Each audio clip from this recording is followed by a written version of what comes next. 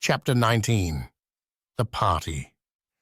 This little card, delicately engraved, betokened the hospitality incidental to the 9th birthday anniversary of baby Rensdale, youngest member of the Friday afternoon dancing class, and, by the same token, it represented the total social activity, during that season, of a certain limited bachelor set consisting of Messrs. Penrod Schofield and Samuel Williams. The truth must be faced. Penrod and Sam were seldom invited to small parties. They were considered too imaginative. But in the case of so large an affair as Miss Rensdale's, the feeling that their parents would be sensitive outweighed fears of what Penrod and Sam might do at the party. Reputation is indeed a bubble, but sometimes it is blown of sticky stuff. The comrades set out for the fete in company, final maternal outpourings upon deportment, and the duty of dancing with the hostess evaporating in their freshly cleaned ears. Both boys, however, were in a state of mind, body, and decoration appropriate to the gala scene they were approaching. Their collars were wide and white. Inside the pockets of their overcoats were glistening dancing pumps wrapped in tissue paper. Inside their jacket pockets were pleasant-smelling new white gloves, and inside their heads, solemn timidity commingled with glittering anticipations. Before them, like a Christmas tree glimpsed through lace curtains, they beheld joy shimmering, music, ice cream, macaroons, tinsel caps, and the starched ladies of their hearts. Penrod and Sam walked demurely, yet almost boundingly. Their faces were shining but grave. They were on their way to the party. "Look at there," said Penrod. "There's Carly Chitten." "Where?" Sam asked. "Cross the street. Haven't you got any eyes?" "No." "Well, why didn't you say he was across the street in the first place?" Sam returned plaintively. "Besides, he's so little you can't hardly see him." This was, of course, a violent exaggeration, though Master Chitten, not yet 11 years old, was an inch or two short for his age. "He's all dressed up," Sam added. "I guess he must be invited." "I bet he does something," said Penrod. "I bet he does too," Sam agreed. This was the extent of their comment upon the small person across the street. But, in spite of its non-committal character, the manner of both commentators seemed to indicate that they had just exchanged views upon an interesting and even curious subject. They walked along in silence for several minutes, staring speculatively at Master Chitten. His appearance was pleasant and not remarkable. He was a handsome, dark little boy, with quick eyes and a precociously reserved expression. His air was well-bred. He was exquisitely neat, and he had a look of manly competence that grown people found attractive and reassuring. In short, he was a boy of whom a timid adult stranger would have inquired the way with confidence, and yet Sam and Penrod had mysterious thoughts about him. Obviously, there was something subterranean here. They continued to look at him for the greater part of block, when, their progress bringing them in sight of Miss Amy Rensdale's place of residence, their attention was directed to a group of men bearing festal burdens, encased violins, a shrouded harp, and other beckoning shapes. There were signs, too, that most of those invited intended to miss no moment of this party. Guests already indoors watched from the windows the approach of the musicians. Washed boys in black and white and girls in tender colors converged from various directions, making gaily for the thrilling gateway, and the most beautiful little girl in all the world, Marjorie Jones, of the amber curls, jumped from a carriage step to the curbstone as Penrod and Sam came up. She waved to them. Sam responded heartily, but Penrod, feeling real emotion and seeking to conceal it, muttered, "Lo, Marjorie!" gruffly, offering no further demonstration. Marjorie paused a moment, expectant, and then, as he did not seize the opportunity to ask her for the first dance, she tried not to look disappointed and ran into the house ahead of the two boys. Penrod was scarlet. He wished to dance the first dance with Marjorie, and the second and the third and all the other dances, and he strongly desired to sit with her at refreshments. But he had been unable to ask for a single one of these privileges. It would have been impossible for him to state why he was thus dumb, although the reason was simple and wholly complimentary to Marjorie.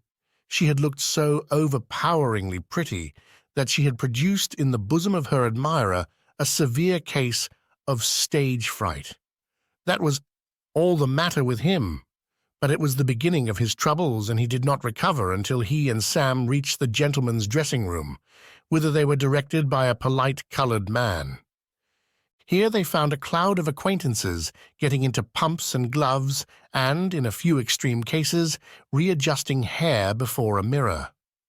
Some even went so far, after removing their shoes and putting on their pumps, as to wash traces of blacking from their hands in the adjacent bathroom before assuming their gloves. Penrod, being in a strange mood, was one of these, sharing the basin with little Maurice Levy. "Carrie Chitten's here," said Maurice as they soaped their hands. "I guess I know it," Penrod returned. "I bet he does something too." Maurice shook his head ominously. "Well, I'm getting tired of it. I know he was the one stuck that cold fried egg in Professor Bartet's overcoat pocket at dancing school, and old Professor went and blamed it on me. Then Carly, he come up to me the other day and he says, 'Smell my buttonhole bouquet.' He had some violets sticking in his buttonhole, and I went to smell 'em, and water squirted on me out of 'em. I guess I've stood about enough, and if he does another thing I don't like, he better look out." Penrod showed some interest, inquiring for details, whereupon Maurice explained that if Master Chitten displeased him further, Master Chitten would receive a blow upon one of his features. Maurice was simple and homely about it, seeking rhetorical vigor rather than elegance. In fact, what he definitely promised Master Chitten was a bang on the snoot. "Well," said Penrod, "he never bothered me any. I expect he knows too much for that." A cry of pain was heard from the dressing-room at this juncture, and glancing through the doorway, Maurice and Penrod beheld Sam Williams in the act of sucking his right thumb with vehemence, the while his brow was contorted and his eyes watered. He came into the bathroom and held his thumb under a faucet. "That darn little Carly Chitten," he complained. "He asked me to hold a little tin box he showed me. He told me to hold it between my thumb and fingers, and he'd show me something. Then he pushed the lid, and a big needle came out of a hole and stuck me half through my thumb. That's a nice way to act, isn't it?" Carly Chitten's dark head showed itself cautiously beyond the casing of the door. "How's your thumb, Sam?" he asked. "You wait!" Sam shouted, turning furiously. But the small prestidigitator was gone. With a smothered laugh, Carly dashed through the groups of boys in the dressing-room and made his way downstairs, his manner reverting to its usual polite gravity before he entered the drawing-room, where his hostess waited. Music sounding at about this time, he was followed by the other boys, who came trooping down, leaving the dressing-room empty. Penrod, among the tail-enders of the procession, made his dancing school bow to Miss Rensdale and her grown-up supporters, 2 maiden aunts and a governess.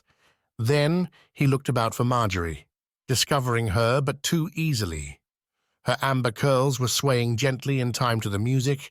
She looked never more beautiful, and her partner was Master Chitten. A pang of great penetrative power and equal unexpectedness found the most vulnerable spot beneath the simple black of Penrod Schofield's jacket. Straightway he turned his back upon the crash-covered floors where the dancers were, and moved gloomily toward the hall. But one of the maiden aunts, Rensdale, waylaid him. "It's Penrod Schofield, isn't it?" she asked. "Or Sammy Williams. I'm not sure which. Is it Penrod?" "Ma'am?" he said. "Yes'm." "Well, Penrod, I can find a partner for you. There are several dear little girls over here, if you'll come with me." "Well," he paused, shifted from one foot to the other, and looked enigmatic. "I better not," he said. He meant no offense. His trouble was only that he had not yet learned how to do as he pleased at a party and at the same time to seem polite about it. "I guess I don't want to," he added. "Very well." And Miss Rensdale instantly left him to his own devices. He went to lurk in the wide doorway between the hall and the drawing-room, under such conditions the universal refuge of his sex at all ages. There he found several boys of notorious shyness and stood with them in a mutually protective group. Now and then, one of them would lean upon another until repelled by action and a husky, "What's matter with you? Get off of me!" They all twisted their slender necks uneasily against the inner bands of their collars at intervals and sometimes exchanged facetious blows under cover. In the distance, Penrod caught glimpses of amber curls flashing to and fro, and he knew himself to be among the derelicts. He remained in this questionable sanctuary during the next dance, but edging along the wall to lean more comfortably in a corner, as the music of the third sounded, he overheard part of a conversation that somewhat concerned him.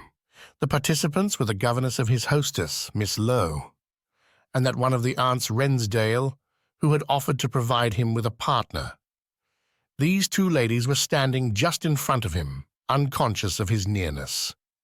"I never," Miss Rensdale said, "never saw a more fascinating little boy than that Carly Chitten. There'll be some heartaches when he grows up. I can't keep my eyes off him." "Yes, he's a charming boy," Miss Lowe said. "His manners are remarkable." "He's a little man of the world," the enthusiastic Miss Rensdale went on, "very different from such boys as Penrod Schofield." "Oh, Penrod!" Miss Lowe exclaimed. "Good gracious! I don't see why he came. He declines to dance, rudely too." "I don't think the little girls will mind that so much," Miss Lowe said. "If you'd come to the dancing class some Friday with Amy and me, you'd understand why." They moved away. Penrod heard his name again mentioned between them as they went, and though he did not catch the accompanying remark, he was inclined to think it unfavorable. He remained where he was, brooding morbidly. He understood that the government was against him, nor was his judgment at fault in this conclusion. He was affected also by the conduct of Marjorie, who was now dancing gaily with Maurice Levy, a former rival of Penrod's. The fact that Penrod had not gone near her did not make her culpability seem the less. In his gloomy heart, he resolved not to ask her for one single dance. He would not go near her. He would not go near any of them. His eyes began to burn, and he swallowed heavily. But he was never one to succumb piteously to such emotion, and it did not even enter his head that he was at liberty to return to his own home. Neither he nor any of his friends had ever left a party until it was officially concluded. What his sufferings demanded of him now for their alleviation was not departure, but action. Underneath the surface, nearly all children's parties contain a group of outlaws who wait only for a leader to hoist the black flag. The group consists mainly of boys too shy to be at ease with the girls, but who wish to distinguish themselves in some way. And there are others, ordinarily well-behaved, whom the mere actuality of a party makes drunken. The effect of music, too, upon children is incalculable, especially when they do not hear it often, and both a snare drum and a bass drum were in the expensive orchestra at the Rensdale party. Nevertheless, the outlawry at any party may remain incipient unless a chieftain appears. But in Penrod's corner were now gathering into one anarchical mood all the necessary qualifications for leadership.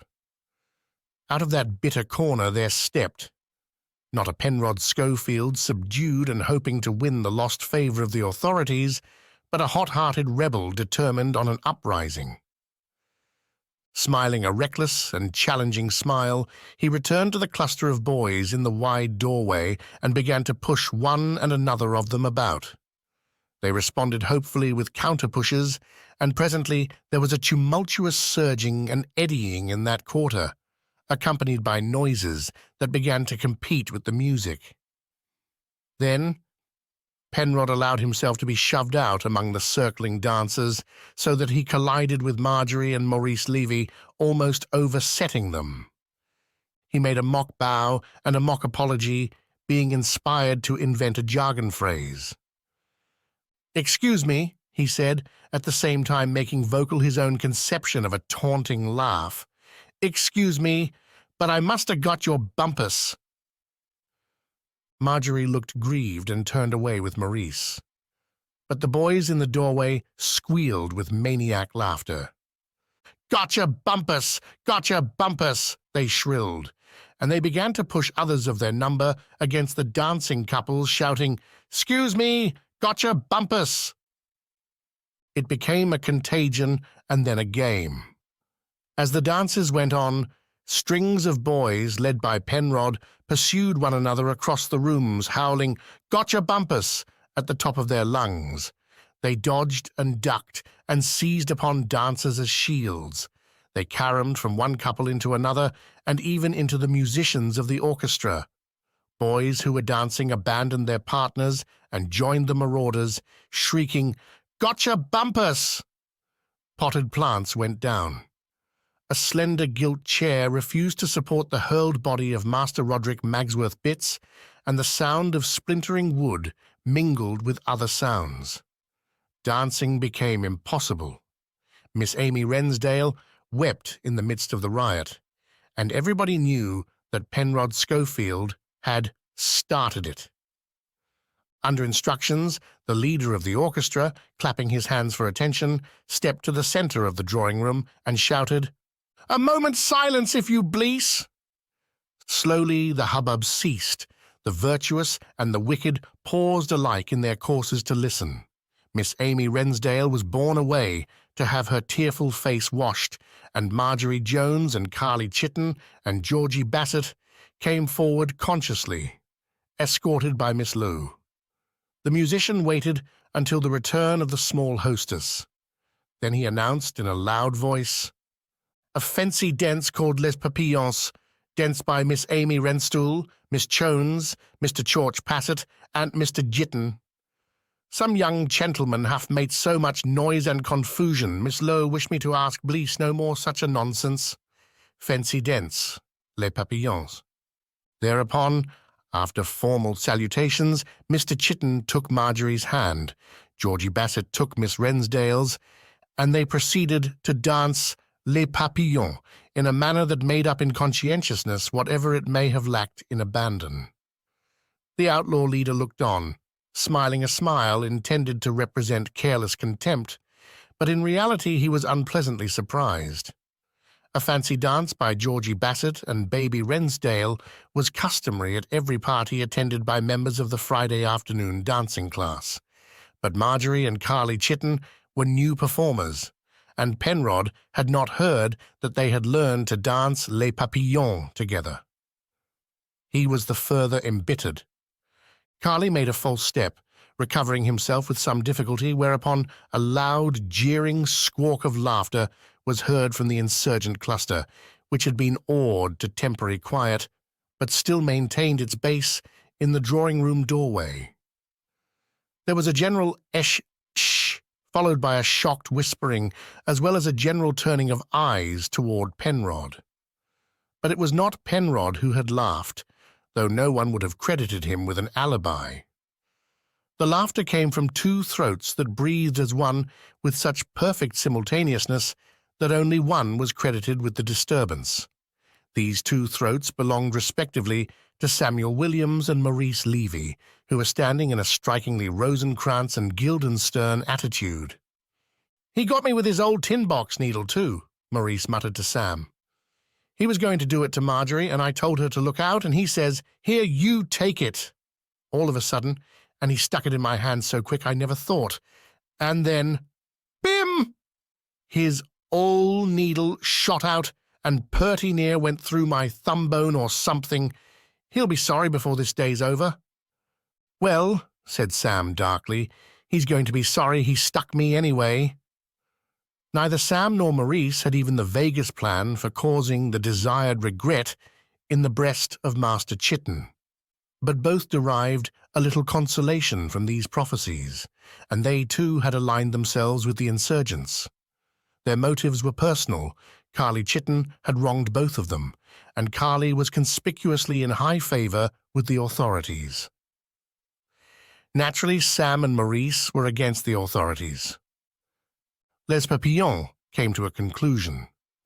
Carly and Georgie bowed, Marjorie Jones and Baby Rensdale courtesied, and there was loud applause. In fact, the demonstration became so uproarious that some measure of it was open to suspicion, especially as hisses of reptilian venomousness were commingled with it, and also a hoarse but vociferous repetition of the dastard words, "Carrie dances rotten." Again, it was the work of Rosencrantz and Guildenstern, but the plot was attributed to another. "Shame, Penrod Schofield," said both the aunts Rensdale publicly, and Penrod, wholly innocent, became scarlet with indignant mortification. Carly Chitten himself, however, marked the true offenders.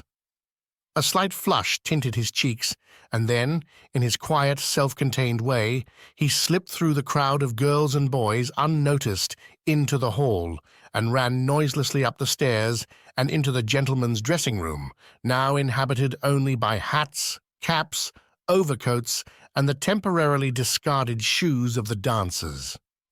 Most of the shoes stood in rows against the wall, and Carly examined these rows attentively, after a time discovering a pair of shoes with patent leather tips. He knew them. They belonged to Maurice Levy, and picking them up, he went to a corner of the room where 4 shoes had been left together under a chair.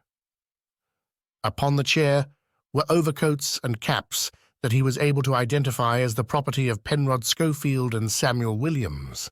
But, as he was not sure which pair of shoes belonged to Penrod and which to Sam, he added both pairs to Maurice's and carried them into the bathroom. Here he set the plug in the tub, turned the faucets, and after looking about him and discovering large supplies of all sorts in a wall cabinet, he tossed 6 cakes of green soap into the tub.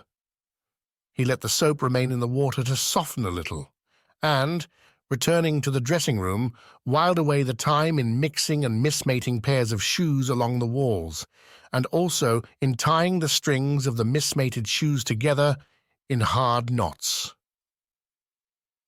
Throughout all this, his expression was grave and intent. His bright eyes grew brighter, but he did not smile. Carly Chitten was a singular boy, though not unique. He was an only child, lived at a hotel, and found life there favorable to the development of certain peculiarities in his nature. He played a lone hand, and with what precocious diplomacy he played, that curious hand was attested by the fact that Carly was brilliantly esteemed by parents and guardians in general. It must be said for Carly that in one way his nature was liberal.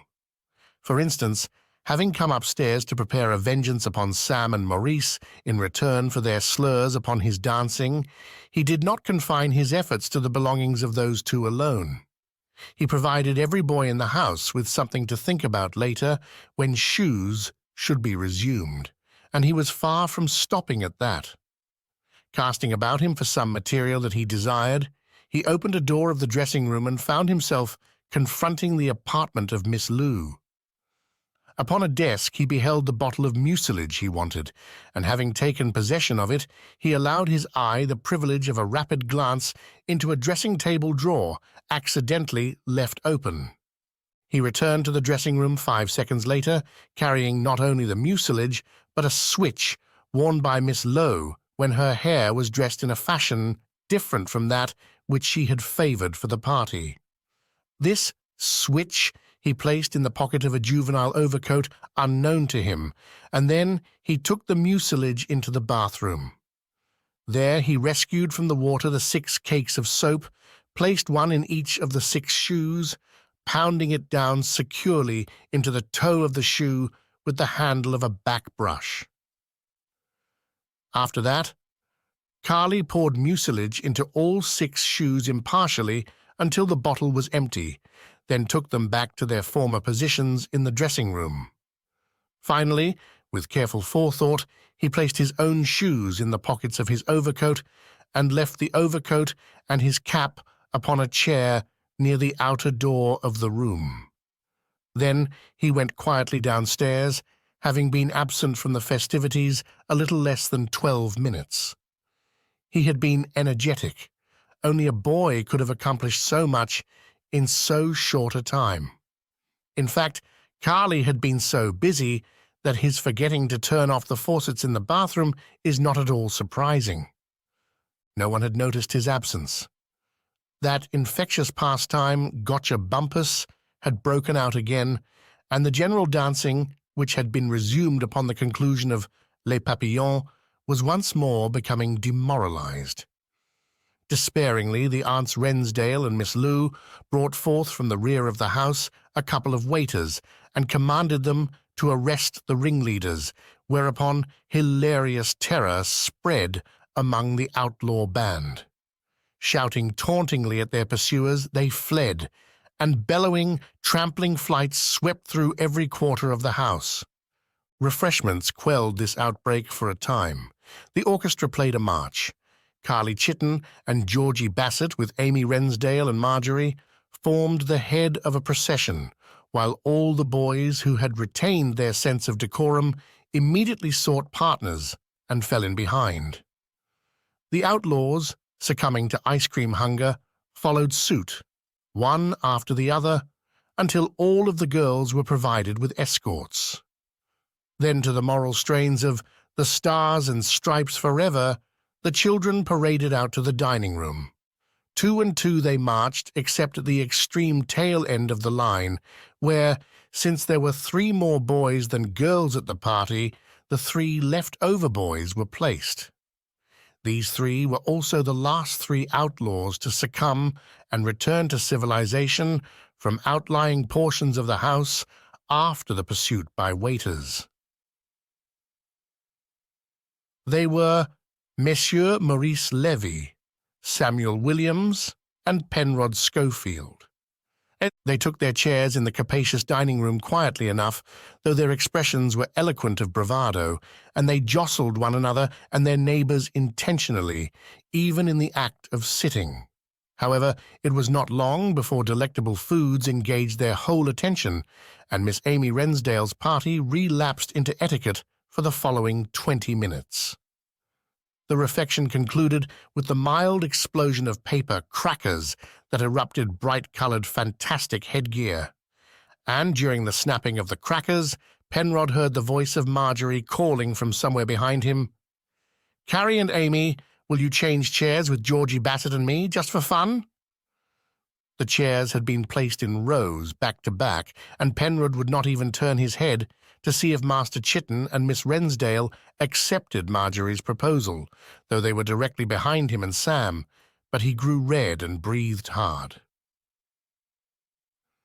A moment later, the liberty cap that he had set upon his head was softly removed, and a little crown of silver paper put in its place. "Penrod!" The whisper was close to his ear, and a gentle breath cooled the back of his neck. Chapter 20. The Heart of Marjorie Jones. "Well, what you want?" Penrod asked brusquely. Marjorie's wonderful eyes were dark and mysterious, like still water at twilight. "What makes you behave so awful?" she whispered. "I don't either. I guess I got a right to do the way I want to, haven't I?" "Well, anyway," said Marjorie, "you ought to quit bumping into people so it hurts." "Oh, it wouldn't hurt a fly." "Yes, it did. It hurt when you bumped Maurice and me that time." "It didn't either. Where'd it hurt you? Let's see if it—" "Well, I can't show you, but it did. Penrod, are you going to keep on?" Penrod's heart had melted within him, but his reply was pompous and cold. "I will if I feel like it, and I won't if I feel like it. You wait and see." But Marjorie jumped up and ran around to him, abandoning her escort. All the children were leaving their chairs and moving toward the dancing rooms. The orchestra was playing dance music again. "Come on, Penrod," Marjorie cried. "Let's go dance this together. Come on!" With seeming reluctance, he suffered her to lead him away. "Well, I'll go with you, but I won't dance," he said. "I wouldn't dance with the President of the United States." "Why, Penrod?" "Well, because, I won't do it." "All right, I don't care. I guess I've danced plenty anyhow. Let's go in here." She led him into a room too small for dancing, used ordinarily by Miss Amy Rensdale's father as his study, and now vacant. For a while there was silence, but finally Marjorie pointed to the window and said shyly, "Look, Penrod, it's getting dark. The party'll be over pretty soon, and you've never danced one single time." "Well, I guess I know that, don't I?" He was unable to cast aside his outward truculence, though it was but a relic. However, his voice was gentler, and Marjorie seemed satisfied. From the other rooms came the swinging music, shouts of "Gotcha Bumpus!" Sounds of stumbling, of scrambling, of running, of muffled conquest signs and squeals of dismay. Penrod's followers were renewing the wild work, even in the absence of their chief. "Penrod Schofield, you bad boy," said Marjorie. "You started every bit of that. You ought to be ashamed of yourself." "I didn't do anything," he said, and he believed it. "Pick on me for everything." "Well, they wouldn't if you didn't do so much," said Marjorie. "They would too." "They wouldn't either." "Who would?" "That Miss Lowe," he specified bitterly. "Yes, and Baby Rensdale's aunts. If the house had burned down, I bet they'd say Penrod Schofield did it.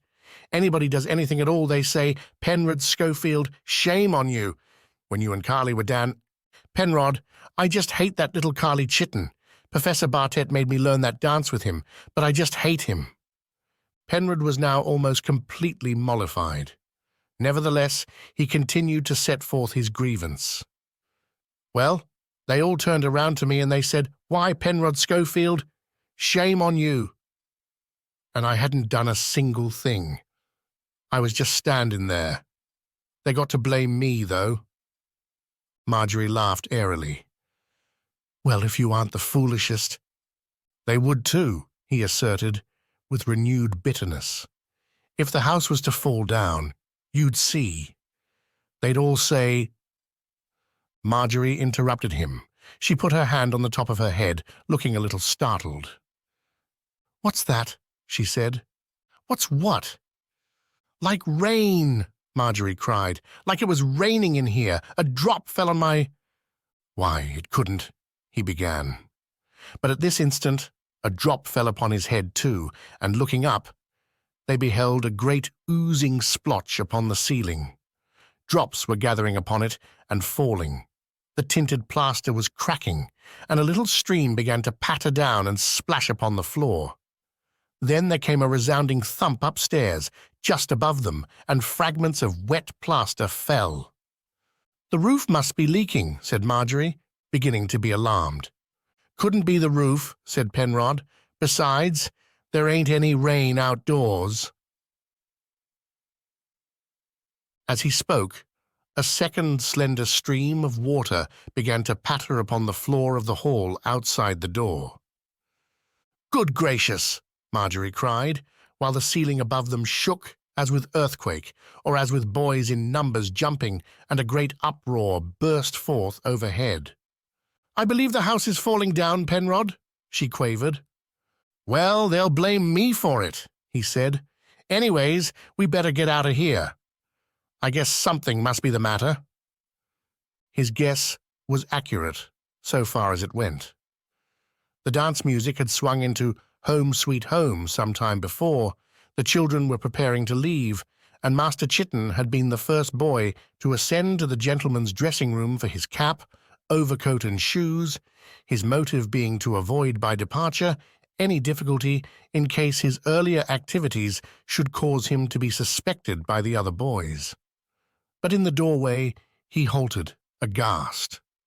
The lights had not been turned on, but even the dim windows showed that the polished floor gave back reflections no floor polish had ever equaled. It was a gently steaming lake, from 1/8 to 1/4 of an inch deep. And Carly realized that he had forgotten to turn off the faucets in the bathroom. For a moment, his savoir-faire deserted him, and he was filled with ordinary human boy panic. Then, at a sound of voices behind him, he lost his head and rushed into the bathroom. It was dark, but certain sensations and the splashing of his pumps warned him that the water was deeper in there. The next instant, the lights were switched on in both bathroom and dressing room, and Carly beheld Sam Williams in the doorway of the former. "Oh, look, Maurice!" Sam shouted in frantic excitement. "Somebody's let the tub run over, and it's about 10 feet deep. Carly Chitten's sloshing around in here. Let's hold the door on him and keep him in." Carly rushed to prevent the execution of this project, but he slipped and went swishing full length along the floor, creating a little surf before him, as he slid, to the demoniac happiness of Sam and Maurice. They closed the door, however, and as other boys rushed, shouting and splashing, into the flooded dressing room, Carly began to hammer upon the panels. Then the owners of shoes, striving to rescue them from the increasing waters, made discoveries. The most dangerous time to give a large children's party is when there has not been one for a long period. The Rensdale party had that misfortune, and its climax was the complete and convulsive madness of the gentlemen's dressing room during those final moments supposed to be given to quiet preparations on the part of guests for departure. In the upper hall and upon the stairway, panic-stricken little girls listened, wild-eyed, to the uproar that went on, while waiters and maid-servants rushed with pails and towels into what was essentially the worst ward in Bedlam. Boys who had behaved properly all afternoon now gave way and joined the confraternity of lunatics. The floors of the house shook to tramplings, rushes, wrestlings, falls, and collisions. The walls resounded to chorused bellowings and roars. There were pipings of pain and pipings of joy. There was whistling to pierce the drums of ears. There were hootings and howlings and bleatings and screechings, while over all bleated the heathen battle cry incessantly, "Gotcha, Bumpus! Gotcha, Bumpus!" For the boys had been inspired by the unusual water to transform Penrod's game of Gotcha, Bumpus into an aquatic sport, and to induce one another, by means of superior force, dexterity, or stratagems, either to sit or to lie at full length in the flood, after the example of Carly Chitten. One of the aunts Rensdale had taken what charge she could of the deafened and distracted maids and waiters who were working to stem the tide, while the other of the aunts Rensdale stood with her niece and Miss Lou at the foot of the stairs, trying to say good-night reassuringly to those of the terrified little girls who were able to tear themselves away. This latter Aunt Rensdale marked a dripping figure that came unobtrusively, and yet in a self-contained and gentlemanly manner, down the stairs. "Carly Chitten!" she cried. "You poor dear child, you're soaking. To think those outrageous little fiends wouldn't even spare you."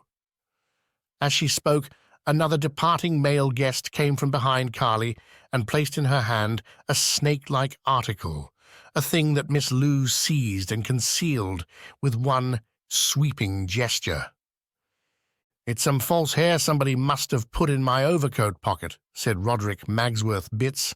"Well, Jeanite, thank you for a very nice time."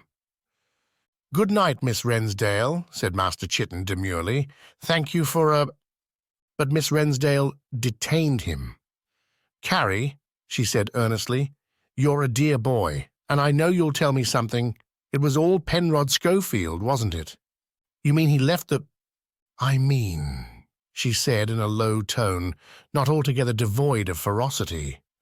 "I mean it was Penrod who left the faucets running, and Penrod who tied the boys' shoes together and filled some of them with soap and mucilage and put Miss Lowe's hair in Roddy Bitts's overcoat. No, look me in the eye, Carly. They were all shouting that silly thing he started. Didn't he do it?" Carly cast down thoughtful eyes. "I wouldn't like to tell Miss Rensdale," he said. "I guess I better be going, or I'll catch cold. Thank you for a very nice time." "There," said Miss Rensdale vehemently as Carly went on his way. "What did I tell you? Carly Chitten's too manly to say it, but I just know it was that terrible Penrod Schofield." Behind her, a low voice, unheard by all except the person to whom it spoke, repeated a part of this speech. "What did I tell you?" This voice belonged to one Penrod Schofield. Penrod and Marjorie had descended by another stairway, and he now considered it wiser to pass to the rear of the little party at the foot of the stairs. As he was still in his pumps, his choked shoes occupying his overcoat pockets, he experienced no difficulty in reaching the front door and getting out of it unobserved, although the noise upstairs was greatly abated. Marjorie, however, made her curtsies and farewells in a creditable manner. "There," Penrod said again, when she rejoined him in the darkness outside. "What did I tell you? Didn't I say I'd get the blame of it, no matter if the house went and fell down? I suppose they think I put mucilage and soap in my own shoes." Marjorie delayed at the gate until some eagerly talking little girls had passed out.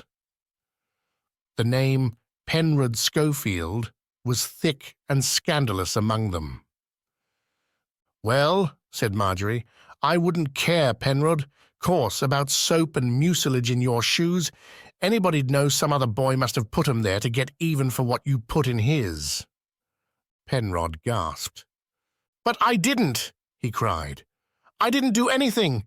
That old Miss Rensdale can say what she wants to. I didn't do—" "Well, anyway, Penrod," said Marjorie softly, "they can't ever prove it was you." He felt himself suffocating in a coil against which no struggle availed. "But I never did it," he wailed helplessly. "I never did anything at all." She leaned toward him a little, and the lights from her waiting carriage illumined her dimly, but enough for him to see that her look was fond and proud, yet almost awed. "Anyway, Penrod," she whispered, "I don't believe there's any other boy in the whole world could have done half as much."